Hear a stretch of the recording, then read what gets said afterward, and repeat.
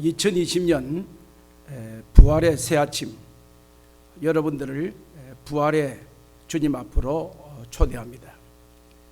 비록 우리가 가정에서 드리는 예배이지만 오늘도 부활하신 능력의 주님께서 저희들과 함께 해주시고 예배 가운데 임재하셔서 오늘도 우리에게 부활의 능력과 권능을 덧입혀 주실 줄로 믿습니다. 우리 다 같이 부활을 축하하고 부활에 동참하고 부활의 승리와 능력을 함께 경험하는 복된 예배가 될 수 있기를 주님의 이름으로 축원합니다. 우리 다 같이 165장 찬송하십시다.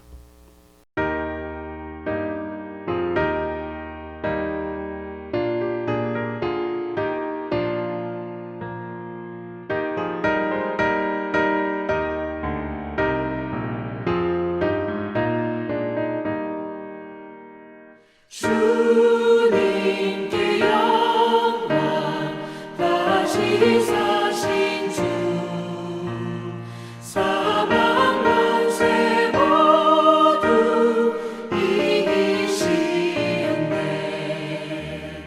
흰 옷 입은 천사 돌을 옮겼고 누우셨던 곳은 비어 있었네. 주님께 영광 다시 사신 주 사망 권세 모두 이기시었네. 부활의 주님 나타나시사 두려움과 의심 물리치셨네. 주의 교회 기뻐 찬송하여라. 다시 사신 주님 죽음 이겼네. 주님께 영광 다시 사신 주 사망 권세 모두 이기시었네.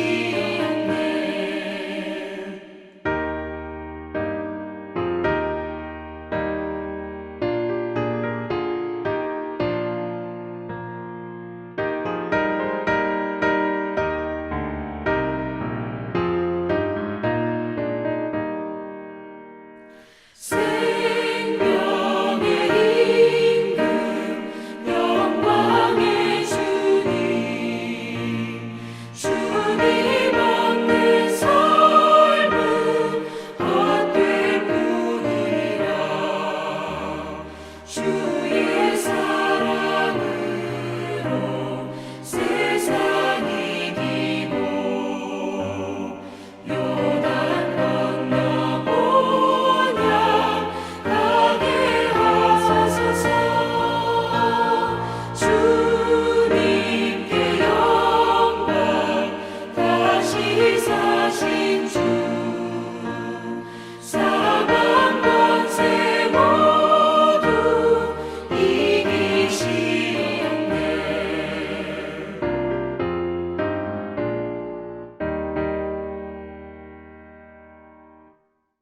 부활의 주님, 이 아침에 사망의 권세를 깨뜨리시고 막혔던 무덤의 문을 박차고 다시 살아나셔서 우리에게 사망의 권세를 무찌르고 승리하신 축복의 부활의 아침을 우리에게 허락해 주신 것을 감사합니다.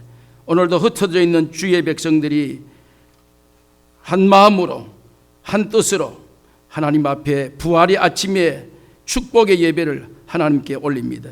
드려지는 모든 예배를 주님이 받아 주시옵시고 오늘 또 예배하는 모든 주의 백성들에게 사망의 권세를 깨뜨리신 승리의 주님을 경험할 수 있도록 축복해 주시옵소서. 예수님의 이름으로 기원하옵나이다. 아멘. 우리 다 같이 일어나셔서 635장 찬송하십시다. 635장입니다.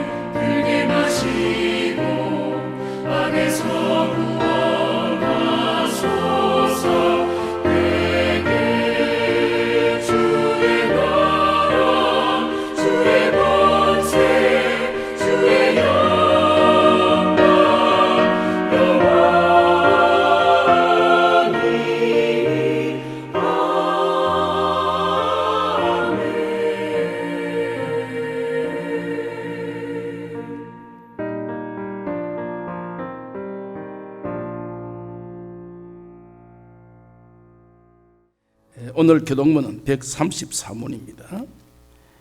부활의 교도 134문입니다.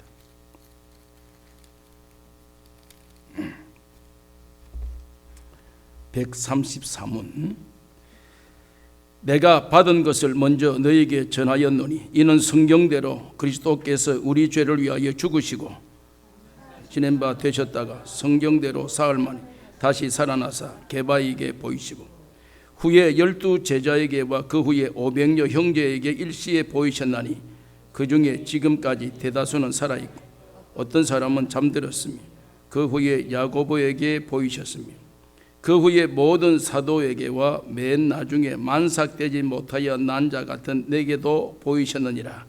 그리스도께서 만일 다시 살아나지 못하였으면 우리의 전파하는 것도 헛것이요 또의 믿음도 헛것이며 만일 그리스도 안에서 우리가 바라는 것이 다만 이 세상의 삶뿐이면 모든 사람 가운데 우리가 더욱 불쌍한 자이리라. 그러나 이제 그리스도께서 죽은 자 가운데 다시 살아나서 잠자는 자들의 첫 열매가 되셨도다. 아멘. 사도신경으로 우리의 신앙을 같이 고백하겠습니다. 전능하사 천지를 만드신 하나님 아버지를 내가 믿사오며 그 외아들 우리 주 예수 그리스도를 믿사오니 이는 성령으로 잉태하사 동정녀 마리아에게 나시고 본디오 빌라도에게 고난을 받으사 십자가에 못 박혀 죽으시고 장사한 지 사흘 만에 죽은 자 가운데서 다시 살아나시며 하늘에 오르사 전능하신 하나님 우편에 앉아 계시다가 저리로서 산자와 죽은 자를 심판하려 오시리라. 성령을 믿사오며 거룩한 공예와 성도가 서로 교통하는 것과 죄를 사하여 주시는 것과 몸이 다시 사는 것과 영원히 사는 것을 믿사옵나이다. 아멘. 앉으십시다. 161장 찬송입니다.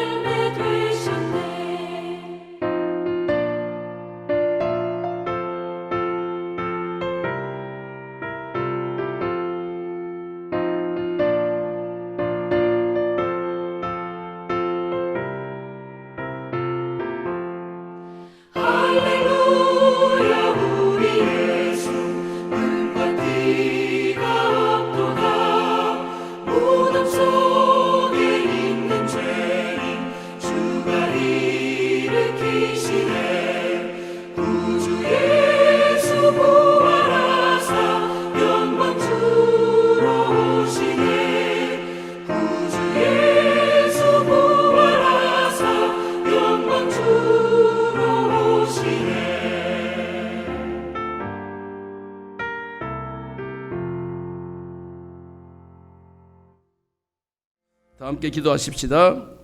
할렐루야. 우리 예수 부활 승천하셨네. 세상 사람 찬양하니 천사 화답하도다. 구주 예수 부활하사 사망 권세 이기시고 구주 예수 부활하셔서 우리에게 구원의 첫 열매가 되시는 놀라우신 은혜를 이 아침에 우리에게 선포해 주신 주님을 찬양합니다. 죄와 허물로 죽었던 저희들이며 이제는 영원히 소망이 없는 참 불쌍한 삶의 존재였지만 하나님이 우리를 이처럼 사랑하셔서 그 아들 예수 그리스도를 이 땅 위에 보내시고 오늘 우리를 위하여 만인의 구주가 되셔서 우리를 죄와 허물에서 용서해 주시고 이 아침에 그 사망의 권세를 다 깨뜨리시고 무덤 문을 박차고 나오셔서 부활의 첫 열매를 우리에게 보여주시고 오늘 또 두려움과 염려와 근심으로 쌓여있는 우리에게 너에게 평안이 있을지어다 선포해 주신 그 주님의 놀라우신 승리의 음성이 이 아침에 우리 모든 성도들의 심령에 들려질 수 있도록 성령님 역사하여 주옵소서. 오늘도 우리가 살고 있는 세상을 바라보며 또 우리의 주변을 바라보며 들려지는 여러 가지 소식들을 저희들이 들을 때 낙심과 실망과 원망과 불평의 삶이 우리 앞에 수놓을 수밖에 없지만 이 아침에도 우리에게는 구원의 놀라운 소식을 허락해 주셔서 예수 그리스도로 말미암아 참된 평안의 기쁨을 깨달을 수 있도록 은혜 베풀어 주셨사오니 오늘도 사랑하는 모든 주의 백성들의 삶 속에 부활의 승리의 역사가 충만케 하여 주시옵소서. 자신과 가정과 우리 교회와 우리의 모든 삶, 나라와 민족과 세계 열방이 이 부활의 능력으로 말미암아 죽음의 권세가 물러가고 다시 사시에 역사하시는 주님의 능력을 경험하기에 부족함이 없도록 성령님 역사해 주시옵소서. 그러므로 우리 앞에 놓여져 있는 모든 어둠의 세력들, 모든 사단의 권세들을 다 결박시켜 주시고 오늘도 부활하셔서 우리에게 주여 평안의 능력을 선포하신 주님의 능력이 오늘 우리 가운데 충만하게 하여 주셔서 2020년도 이 부활의 능력으로 말미암아 어둠의 권세 물러가고 사단의 권세 결박당하고 하나님의 능력이 증거되는 놀라운 기적을 경험할 수 있도록 은혜 베풀어 주시옵소서. 아버지 하나님의 이 시간도 간절히 원합니다. 아버지 하나님, 전염병으로 말미암아 전 세계가 두려움과 또 이 죽음의 무서운 공포 앞에 서 있사오니 이 시간 나사렛 예수 그리스도의 이름으로 명하노니 그 모든 질병과 모든 전염병은 주의 능력으로 물러갈지어다. 주의 성령의 능력으로 온전케 될지어다. 우리 모든 주의 백성들의 기도를 주님이 응답해 주셔서 아버지 하나님 속히 이 모든 일들이 종식되고 하나님의 능력과 권능이 도래할 수 있도록 축복해 주시옵소서. 이 시간도 예배를 드립니다. 우리의 마음과 뜻과 정성을 주님 앞에 올립니다. 연락해 주시옵시고 예배하는 모든 주의 백성들에게 이제는 두려움의 모든 죽음의 무덤문을 다 박차고 승리하신 주님과 함께 다시 부활의 영광을 참여할 수 있도록 축복해 주시기를 원하옵고 오늘도 주여 세계 도처에 있는 모든 주의 백성들에게 하나님의 그 놀라운 부활의 소식으로 충만케 하시고 이제는 주여 당당히 살아계신 그리스도의 영광이 드러나기에 부족함이 없도록 인도해 주시기를 원하오며 오늘도 예배의 시종을 온전히 전능하신 하나님의 손에 올리오니 연락해 주시고 오늘도 예배하는 모든 주의 백성들에게 한없는 부활의 영광의 기쁨이 함께하여 주시옵소서. 살아계신 우리 주 예수 그리스도의 이름으로 기도하옵나이다. 아멘.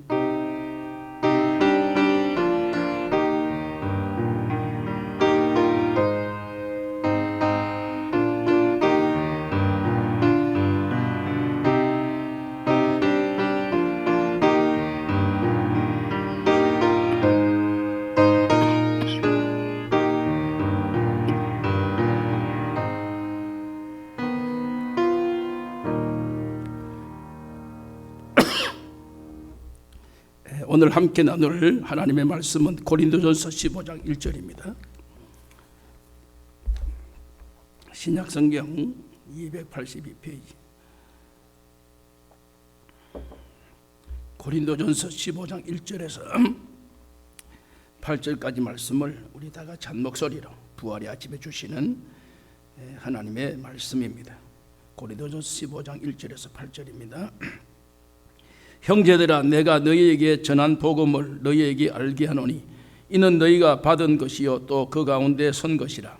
너희가 만일 내가 전한 그 말을 굳게 지키고 헛되이 믿지 아니하였으면 그로 말미암아 구원을 받으리라.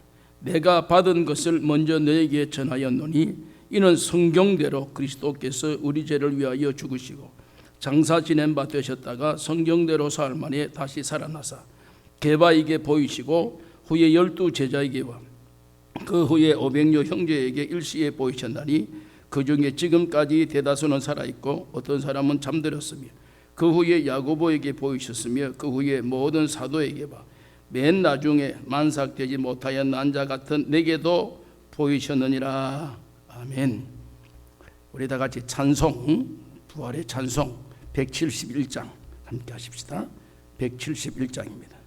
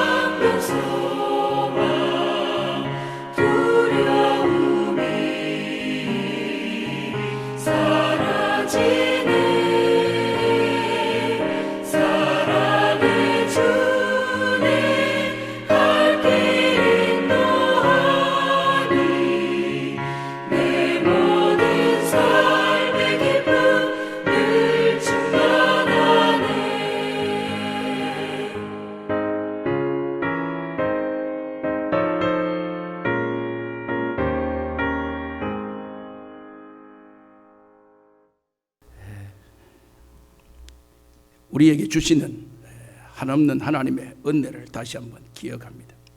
한 주간도 고난 주간과 함께 우리가 경험하는 여러 가지 현실 속에서 굉장히 답답함을 느끼고 굉장히 고통스러운 시간들을 우리가 지나왔습니다. 하나님의 섭리라고 믿습니다. 하나님께서 이 일을 통해서 우리에게 깨닫게 하시는 하나님의 또 다른 은혜가 담겨져 있다고 생각을 합니다. 오늘은 부활주일 아침이기 때문에 우리 옆에 있는 가족들 함께 인사하십시다. 비록 가족이고 혼자 계시는 분들은 홀로 이렇게 함께 이렇게 외쳐주시길 바랍니다. 예수님은 부활하셨습니다. 예수님은 부활하셨습니다. 예, 부활하신 이 예수님을 구주로 영접할 수 있기를 주님의 이름으로 축원합니다. 오늘 말씀은 사도 바울이 부활에 대해서 분명한 또 확신된 말씀을 우리에게 증거해 주셨습니다.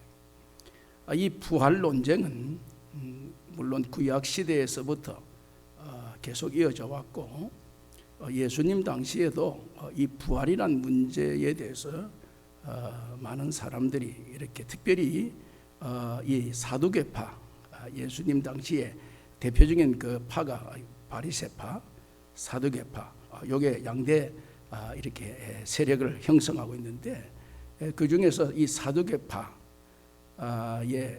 속한 사람들의 그들의 그 이 사고와 그들의 그 삶의 정신은 부활을 그 부인하는, 부활을 인정하지 않는 그런 무리들로 형성된 파가 사두개파입니다.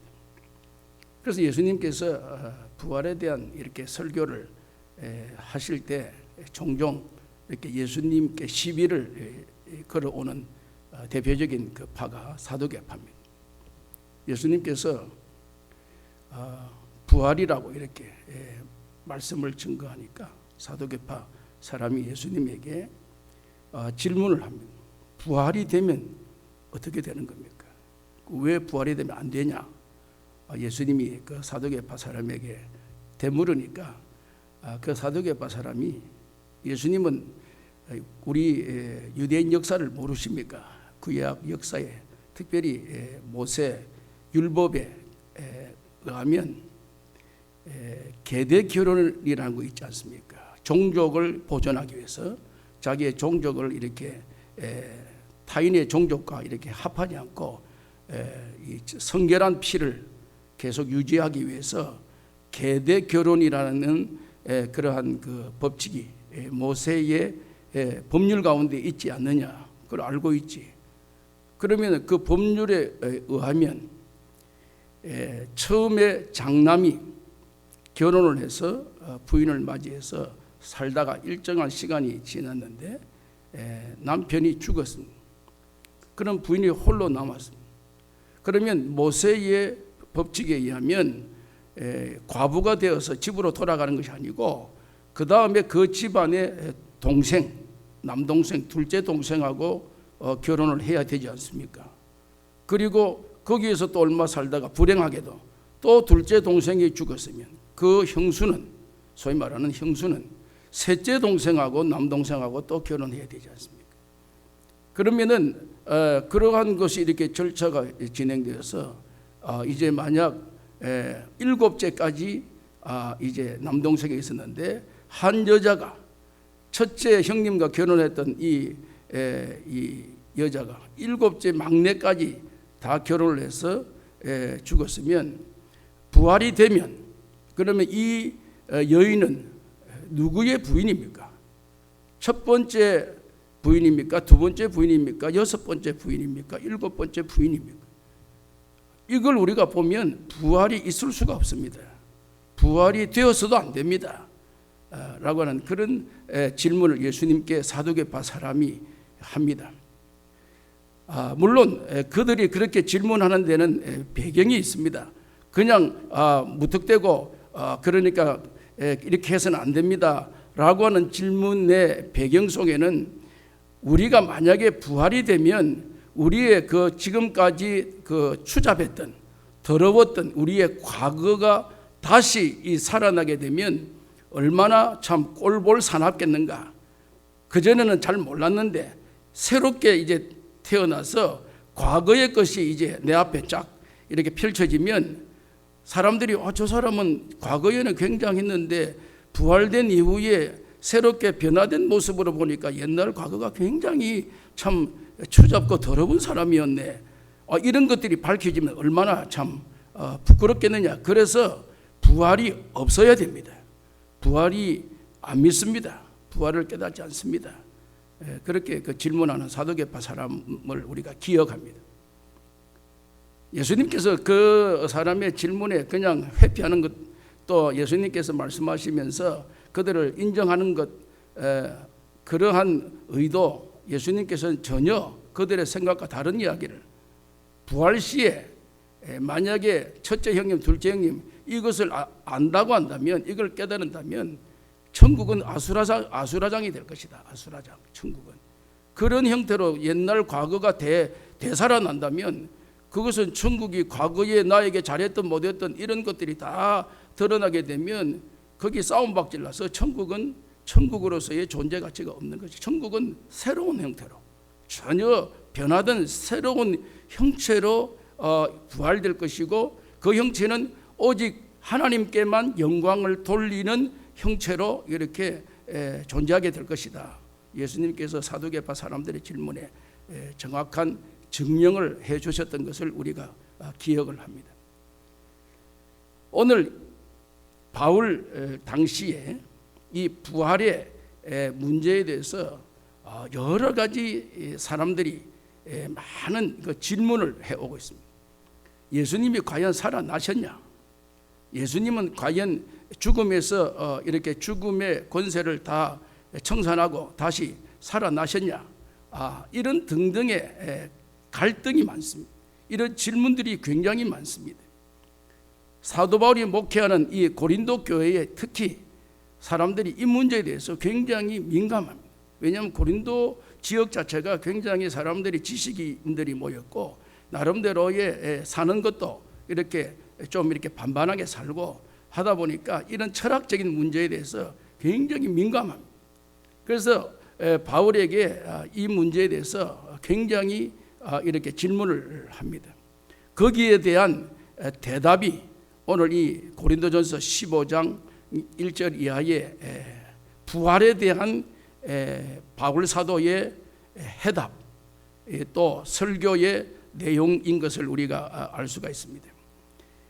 오늘 이 4절 말씀 여러분 다시 한번 보시면 고린도전서 15장 4절에 보면 내가 장사 지낸 바 되셨다가 예수님께서 3절 말씀부터 보십시다. 내가 받은 것을 먼저 내게 전하였노니 이는 성경대로 그리스도께서 우리 죄를 위하여 죽으시고 장사 지낸 바 되셨다가 성경대로 사흘 만에 다시 살아나사.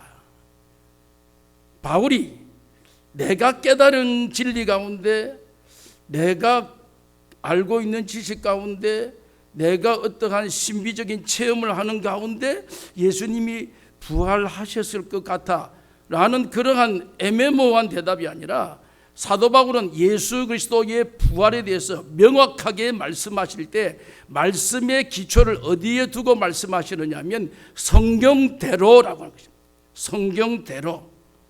그러니까 이 말씀은 다시 말하자면 예수 그리스도의 부활이 일시적이고 충동적이고 순간적이고 상황적으로 부활이 형성된 것이 아니고 이미 구약의 이사야 때부터 시작해서 그리스도의 탄생의 미가서로부터 시작해서 구약의 선지서들을 통해서 예수 그리스도의 부활은 계속해서 우리에게 전해져 오고 있었다는 사실을 바울이 입증하고 있는 것입니다.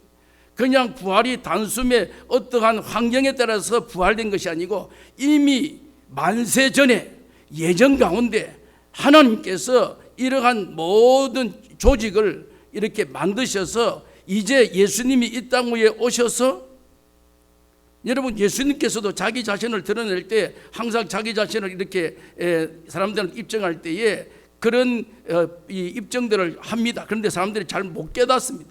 왜냐하면 하도 사람들이 성전, 이 예루살렘에 있는 사람들이 성전 지은 걸 자랑하고, 이 성전은 40년 동안 솔로몬이 지었습니다. 하도 떠들어대사니까 사람들이 성전의 필요가, 그 성전이 우상이 됩니다. 성전이 우상이. 성전은 예배 드리기 위해서 모여진 하나의 그 장소인데, 장소가 우상이 되는 거예요. 우상.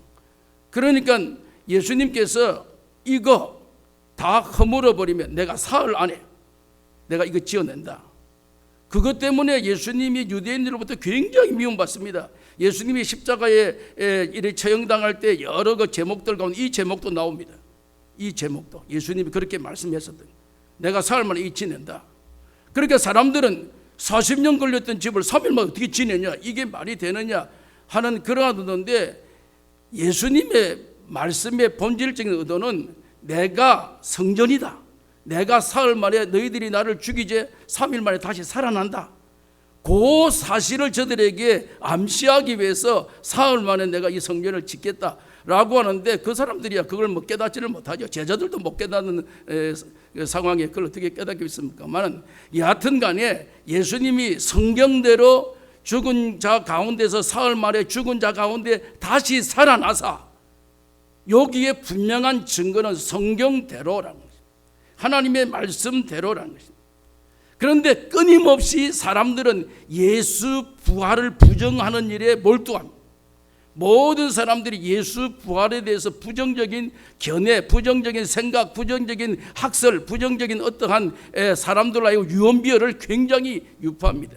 제가 이 예수 부활이 조작됐다는 이 사실을 제가 성경으로 쭉 이번 주에 한번 찾아보니까요, 몇 가지인가 8가지가 나옵니다. 제가 찾았는데 물론 더 많이 찾을 수도 있겠지만, 첫째로 예수님의 부활이 조작되었다, 그렇게 주장하는 사람이, 예수님의 부활이 조작되었다. 이 예수님의 부활은 예수님의 제자들이 지어낸 말이다. 이 사람들이 평소 예수님부터 늘 훈련받으면서 예수는 부활한다 라고 이렇게 말하는 것을 듣고 사람들에게 전파해서 예수 부활이 사실은 조작이다. 여러분, 거기에 대한 반론이 뭡니까? 조작이면 본 사람이 몇 명 되겠어요? 그런데 500여 형제에게 일시에 보이시고 12 사도에게와 또 그렇게 안 믿던 도마에게와 또 안 믿던 야고보는 예수님의 동생이잖아요.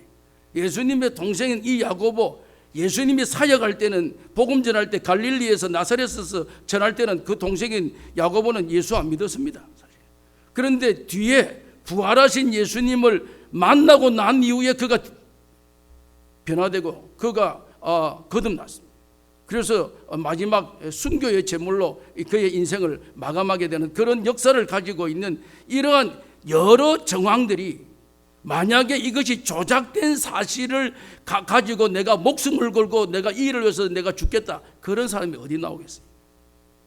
분명한 사실이고 확정된 사실이기 때문에 이 사실의 진리를 가지고 내가 생명을 다 바쳐, 차라리 내가 죽음을 향해서 내 몸을 던질지라도 이 사실은 진실이다 하는 분명한 증거가 있으니까 이러한 결과를 가져오지 않겠는가라는 사실을 우리는 거기에 대한 반론을 제기해 봅니다.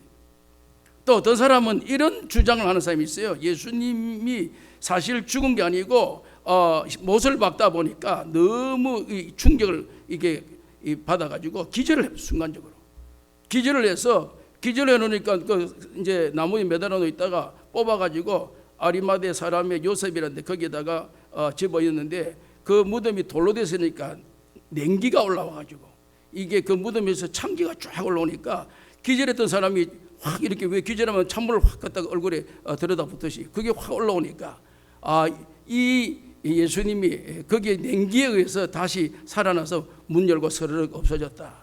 그래서 예수가 원래 사실 완전 죽은 게 아니고 얼반 죽어 있던, 그 기절을 시키다가 결국 이런 결과를 초래했다. 죽은 게 아니다. 이 부활한 게 아니다. 다시 말하자면 이런 조작을 하는 사람도 있어요. 또 어떤 사람은 환상일 거다, 환상. 왜냐하면 예수님을 따르는 그 당시에 마리아나 그 여자들과 또 뭐 그 아주 극성분자인 베드로나 이런 사람들이 하도 예수님에 대해서 애정을 너무 쏟다 보니까, 십자가에 달려 돌아가신 그리스도에서 너무 연민의 정을 너무 이렇게 집중하다 보니까 환상 가운데서 무덤이 썩 열리고 싹 이렇게 나오는 그런 어떤 환상을 아마 보게 된 것 같아. 또 어떤 사람은 이런 사람이 있어요. 예수님의 시체를 아리마다 사람, 그 사람이 그 무덤 주인이니까 그 무덤에 예수님을 장사 지냈는데 예수님을 거기다가 넣고 자기 무덤에 이렇게 오래 있으면 또 자기 죽으면 그 묘지에 들어가야 되니까 하루 만에 끄집어내가지고 예수를 딴 데 다 없애버리고 자기 그 빈 무덤을 만들어내야 자기가 또 거기 들어가야 되니까. 그래서 아리마다 사람 요셉이라는 사람이 이걸 훔쳐갔다. 훔쳐서 아마 처리한 것 같아. 이런. 또 어떤 사람은 아마 여인들이 무덤을 잘못 찾아갔다. 아마 다른 무덤을 찾아가서 아마 결과는 이런 부활했다고 하는 이런 조작이 아마 이렇게 유포되지 않았는가.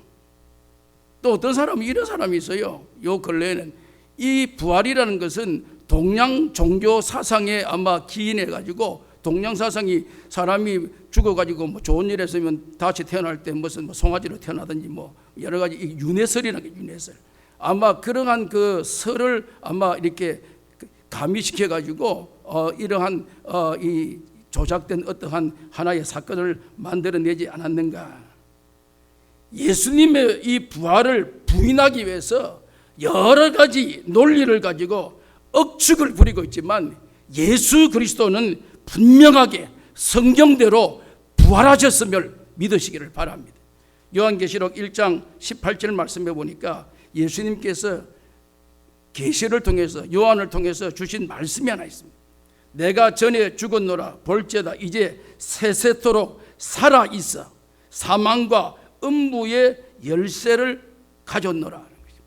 예수 그리스도께서 요한에게 자기 자신을 보여주면서 요한에게 분명하게 증거하면서, 요한이 증거하면서 예수 그리스도는 전에 죽었지만 볼지어다 이제 세세토록 살아있어 사망과 음부의 열쇠를 가지고 있는, 그 사망과 음부를 이제 움직일 수 있는, 살아계셔서 영원 무궁토록 음부의 권세를 다 정리하시는 분이 예수 그리스도이시다 라고 하는 사실을 우리에게 입증하고 있는 사실을 보게 되는 것입니다. 오늘 세상의 모든 종교, 모든 사람들은 자기의 마지막 가장 아름답게 사람들로 하여금 보여주는 게 뭡니까? 무덤입니다.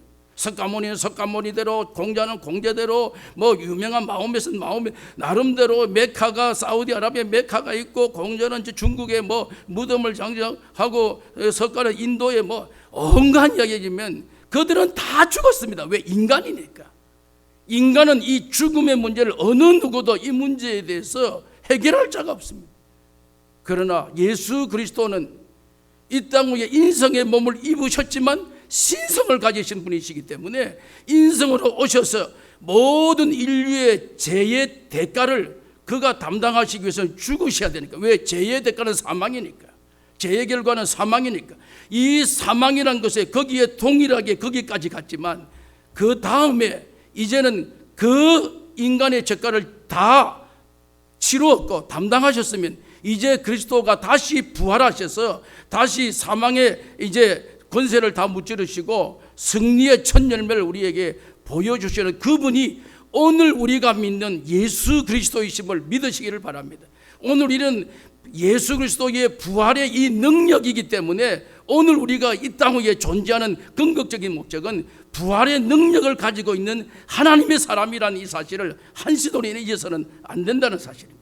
오늘 이런 날마다 죄와 허물로 죽었던 이 사실만을 우리가 가지고 그것으로 말미암아 그리스도가 대신하여 죽으시고 부활하셔서 우리에게 다시 영원히 사는 세세토록 왕노릇하시는 주님과 함께 사는 구원의 반열에 참여할 수 있는 하나님의 자녀가 되었다는 이 사실이 우리에게는 자부심과 긍지로 다가올 수 있기를 주님의 이름으로 축원합니다.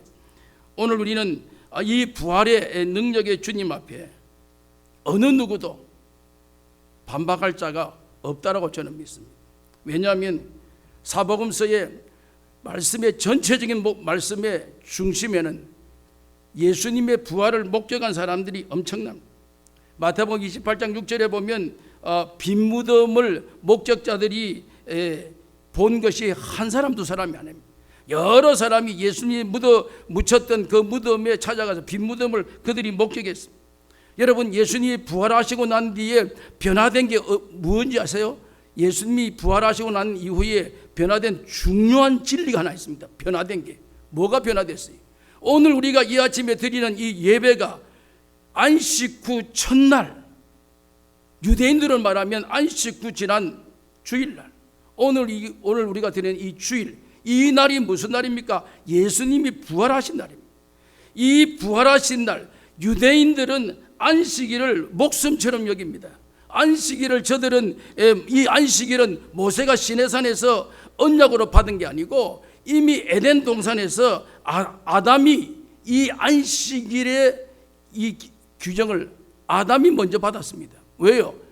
예수님께서 이래 동안 힘써 내모든, 이래 되는 날 엿새 동안 힘써 내모든이라고, 이래 되는 날 씻었나니, 요게 안식의 기점입니다. 이게 안식입니다. 유대인들은 그 안식일을 기점으로 해서 이날 씻었나니, 그래서 그때부터 시작해서, 물론 아담이 그걸 받고 이걸 법적으로 확정된 게 모세가 시내산에서 안식일을 거룩하게 지켜라, 그게 법률로 제정됐습니다. 십계명 법률에 그게 제정됐습니다. 그래서 어느 누구도 어떤 이유를 갖다 붙여도 이 안식일을 변경할 수가 없습니다. 안식일을 바꿀 수가 없습니다. 이 유대인들은 에덴 동산에서 이 안식일을 받았고 모세의 법으로 규정했던 이 어마어마한 이 안식일이라고 하는 이 사실을, 여러분, 이스라엘이 주후 70년에 로마가 진격에 들어올 때 패망했습니다. 그래서 이스라엘이 로마 군에 의해서 함락당합니다. 로마 군인이 이 이스라엘을 침략하고 예루살렘을 함락할 때에 그 날이 어떤 날입니까? 안식일 아침입니다. 왜? 안식일 날은 유대인들이 절대로 전쟁에 임하지 않는다. 절대로 싸우지 않는다. 안식일은 절대로 저들은 일하지 않는다. 노동하지 않는다. 라는 그들의 법률적인 역사를 그들이 다 읽고 로마군이 이 주 70년에 예루살렘을 진격할 때에 안식일 날 진격했습니다. 그래서 유대인들이 꼼짝없이 함락당하는 이런 비극적인 그 사실의 그 날짜가 안식일입니다. 그 정도로 이 안식일에 대한 개념은 저들은 생명과 같이 맞바꿀 정도로 안식일에 대한 철두철미한 사상을 가지고 있는 이러한 사람이 이것이 주일로 바뀌어질 수 있다? 상상할 수 없는 이야기. 주일로 이것이 바뀌어진다? 마치 안식일을 생명과 같이 맞바꾸겠다 할 정도의 의지가 결연했던 이 안식일이 어떻게 주일로 이게 바뀝니까? 어떻게 쉽게 주일로 바뀔 수 있을까요? 이것은 기적입니다. 이것은 경이로운 사건입니다. 이것은 있을 수 없는 사건입니다. 그 이유가 무엇입니까? 안식일에 주일로 바뀌는 결정적인 그 계기는 안식일의 주인이신 예수님께서 부활하신 날이 안식하는 날보다 더 귀한 날이라고 인정하기 때문에 초대교회 성도들이 그 이후로부터 안식일의 주인이신 그리스도가 부활하신 이 날이 우리가 하나님 앞에 예배 드리는 날이다. 그때부터 시작해서 오늘 주일이 하나님 앞에 예배 드리는 날로 바뀌게 되는, 안식일을 목숨처럼 여기던 그들이 주일로 예배를 바꾸는 결정적인 그 계기가 예수님이 부활하셨기 때문이라고 하는 명백한 사실 때문에, 이 진리 때문에 오늘 우리가 주일이라고 하는 이 사실을 우리가 지금 경험하게 되고 있다는 사실입니다. 여러분, 초대교회의 이 존재 가치가 어디서 시작됩니까? 예수 그리스도의 부활로부터 시작된 걸 여러분 잘 아시죠? 초대교회가 많은 핍박을 받고 많은 고통을 당하고 많은 시련을 당하고 스데반이 순교를 당하고 또한 뭐 여러 이제 순교자들이 나오고 하는 이러한 피후에, 이런 피 터위에서 하나님의 교회가 세워진 초대교회의 얼룩진 역사를 우리가 볼 수 있습니다. 야고보 사도도 순교당하고 12 사도들도 다, 베드로도 다 순교당했습니다.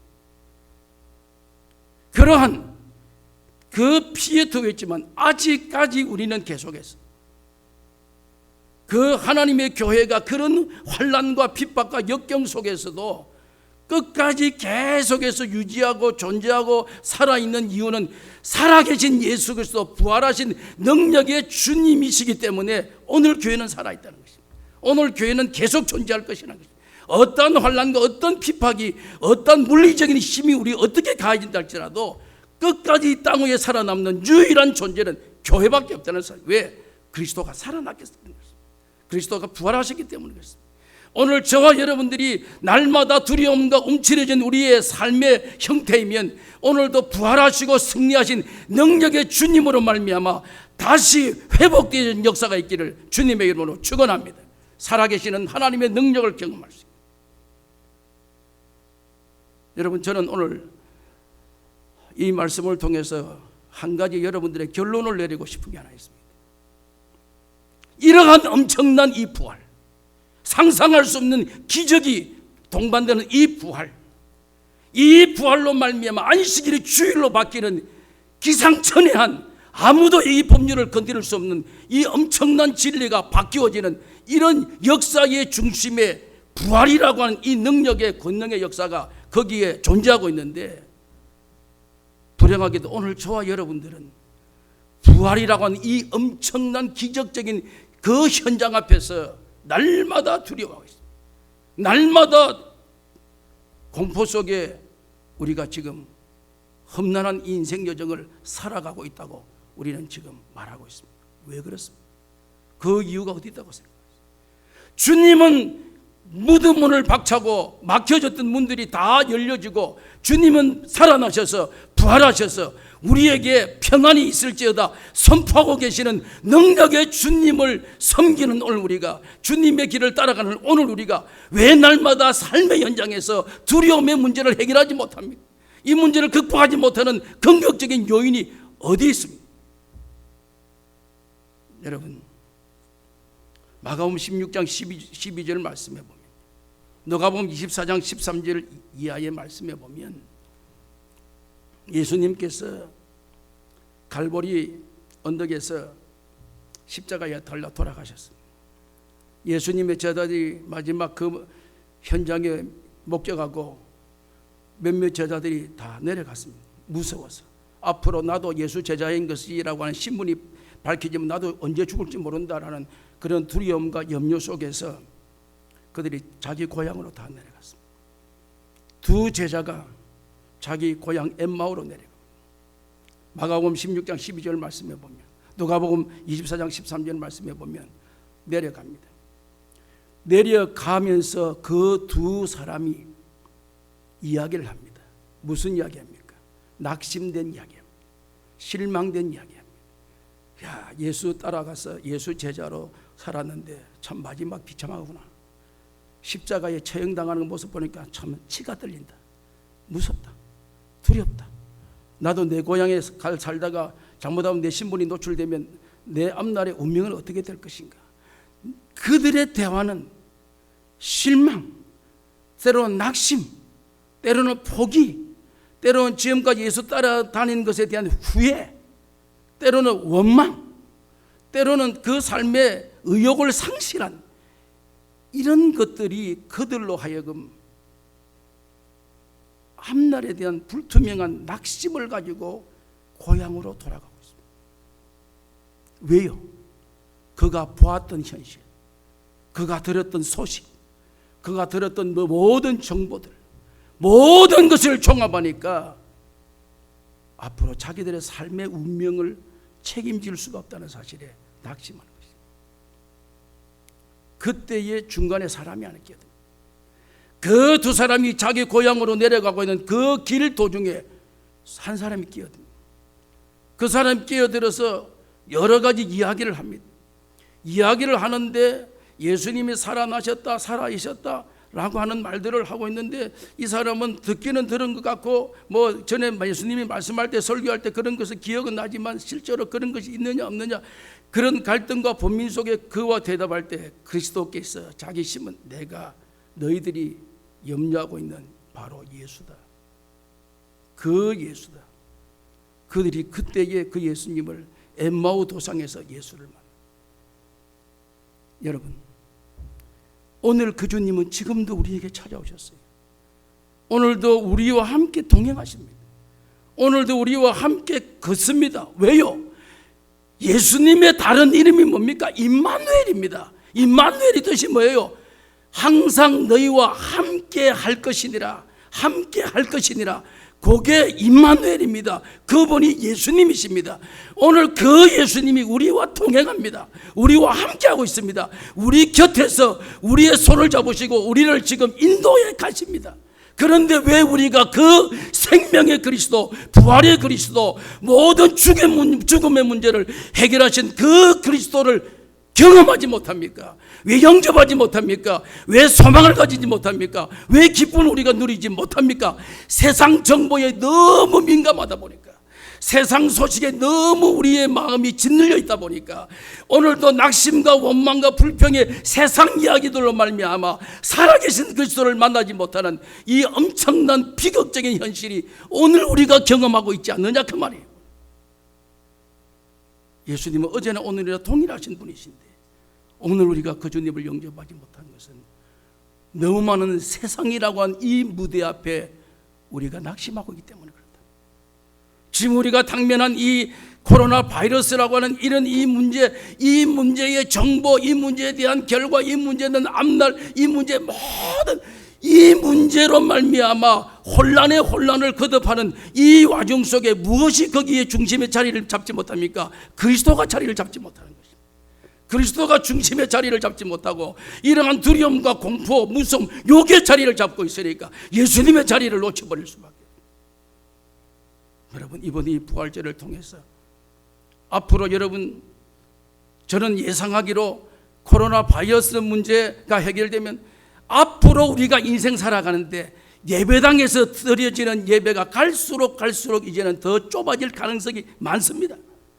어떠한 연주였든 간에 전염병의 핍박이든 전쟁의 핍박이든 기근의 핍박이든 말세적 나타나는 현상을 바라보면 앞으로 가정적으로 드려지는, 왜 초대교회가 전부 다 가정에서 환난과 핍박과 종교적인 압박과 여러 가지 그런 고통과 무서움 속에 다 가정으로 다 들어가서 카톡덤에 숨어가지고 땅 밑에 지하 속에 다 들어가서 다 예배드려. 그래도 하나님의 진리는 계속해서 이어져 가고 있습니다.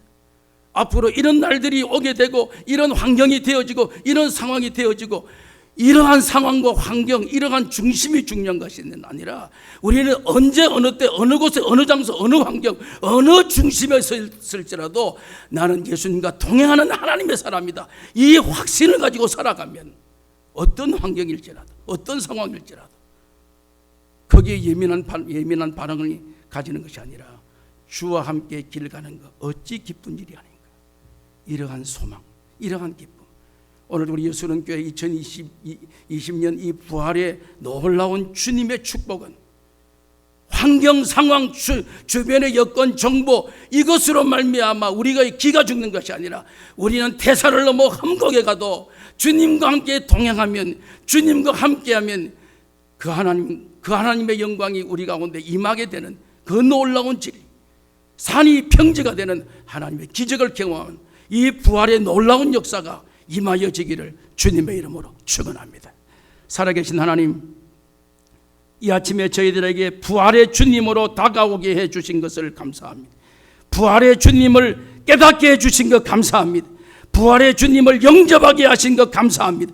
이제 부활의 주님과 동행하는 우리의 삶의 인생에 너무나 세상에 민감하지 않도록, 세상에 민감한 반응을 보이지 않도록 주여 우리를 붙잡아 주시고, 우리는 어디든지 예수 나를 이끌면, 어디든지 주와 동행하면 주님이여 어떤 상황일지라도 주와 함께 기쁨과 찬양과 영광이 넘치는 복된 인생의 여정이 될 수 있도록 은혜 베풀어 주시기를 원합니다.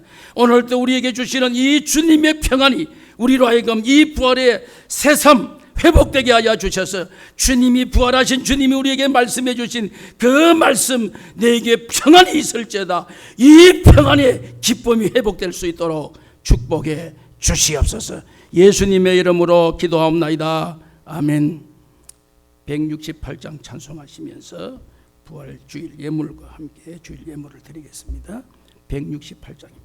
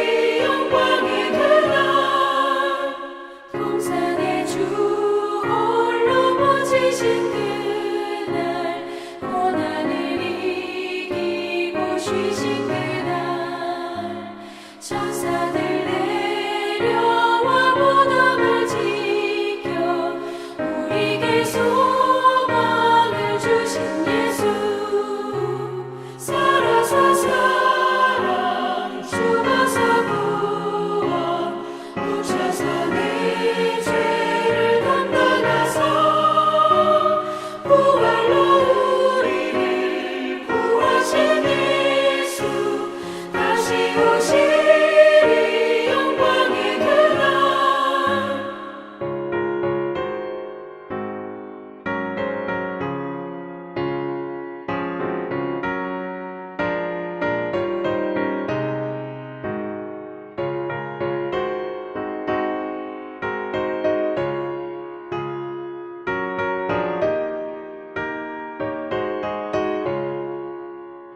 무덤이 예수를 못 가둔 그날 임목한 그 돌이 굴러간 날 죽음의 권세를 깨뜨린 주님 하늘에 오르신 내 주 예수 살아서 사랑 죽어서 구원 묻혀서 내 죄를 담당하사 부활로 우리를 구하신 예수 다시 오시리 영광의 그날 천사장 나팔이 울리는 그날 하늘의 영광이 나타날 때 날 사랑하시는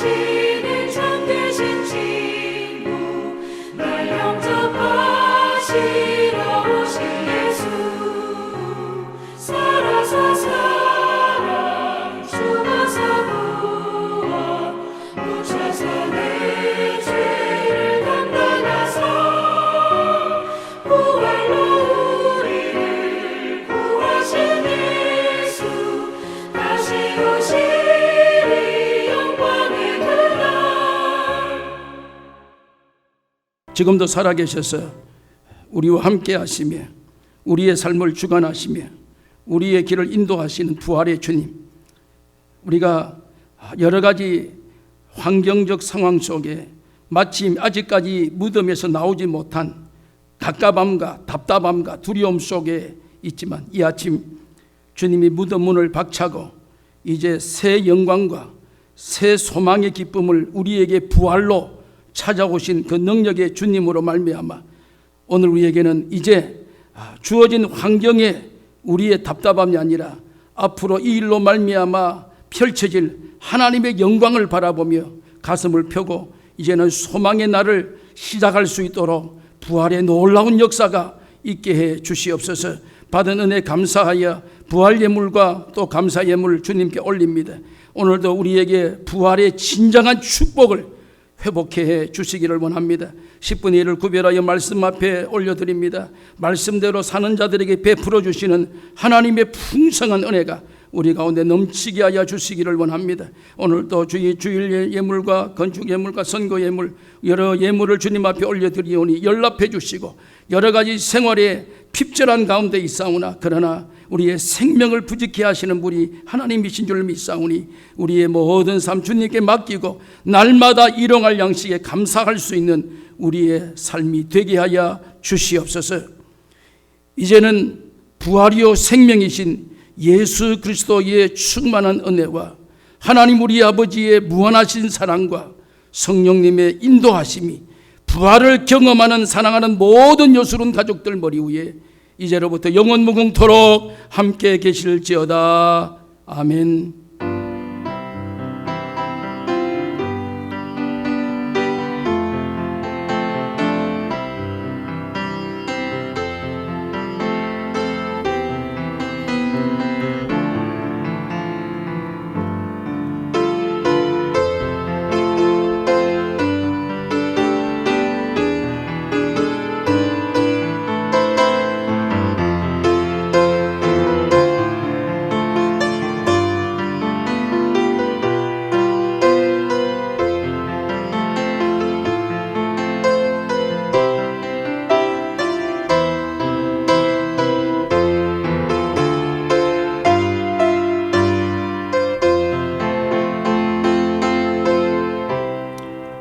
할렐루야, 감사합니다. 우리 가족들과 함께 오늘은 특별히 서로 악수도 하고 이렇게 인사하십시다. 한번 인사를 같이 하십시다. 예수님은 부활하셨습니다. 우리도 부활하실 것입니다. 복음은 능력입니다. 대단히 감사합니다. 여러분들이 그 주보를 보시고 계속해서 광고를 참조해 주시고요. 아직까지 여러 가지 그 스케줄이 나오질 않아서 계속 현재 상태대로 예배를 계속 드릴 것 같습니다. 별도의 다른 조치가 또 이렇게 세워지면 여러분들에게 광고로 말씀을 드리겠습니다. 함께 여러분들이 끝까지 어렵지만 서로가 서로를 잘 격려해서 이렇게 이 어려운 난국을 잘 이렇게 이겨낼 수 있는 이러한 시간들이 될 수 있기를 바라고요. 제가 새벽마다 말씀을 전하는 말씀들을 요약해서 여러분의 카톡방에 올립니다. 혹시 여러분들에게 신앙에 좀 좋은 이렇게 교훈이 되고 도움이 되었으면 하는 그 기대를 가지고 기도하는 마음으로 올리고 있으니까 여러분들이 잘 참고해 하셔서 신앙에 또 성경 지식에 좋은 유익이 있기를 바랍니다. 감사합니다.